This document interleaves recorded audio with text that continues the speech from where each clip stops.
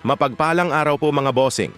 Una ayon dito sa post ng manager-promoter ni Naoya Inoue na si Hideyuki Ohashi, bagamat nga po hindi nagpapakita ng video ang sparring nila Marlon Tapales at Naoya Inoue ay kitang-kita naman dito sa pictures na talagang nagkakabigayan dito ang dalawa, samantala nagpasilip na rin ng galawan ang former WBA and IBF Unified Super Bantamweight Champion na si Murodjon Akhmadaliev 2 buwan pa mahigit bago ang kanilang salpukan. Tila nangangahulugan po yan na walang takot dayuhin ni Akhmadaliev si Inoue sa September 14.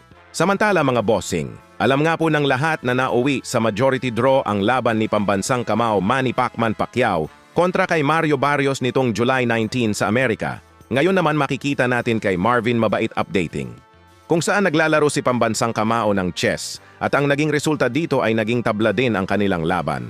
Kaya napakomento dyan si Marvin updating na hindi lang daw sa boxing nag-draw si Manny Pacquiao, pati na rin sa larong chess.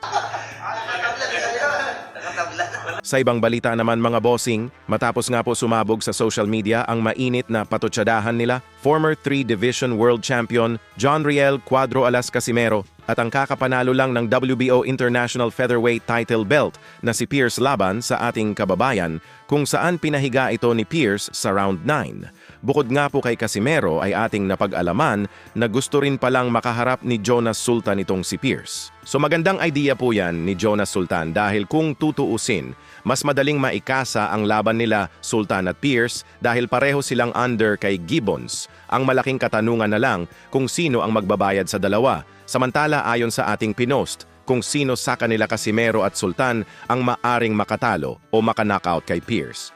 So dito nga po mga bossing halos lahat naniniwala na si John Riel Casimero lang ang Pinoy boxer ang may kakayanan para talunin o iligpit si Pierce.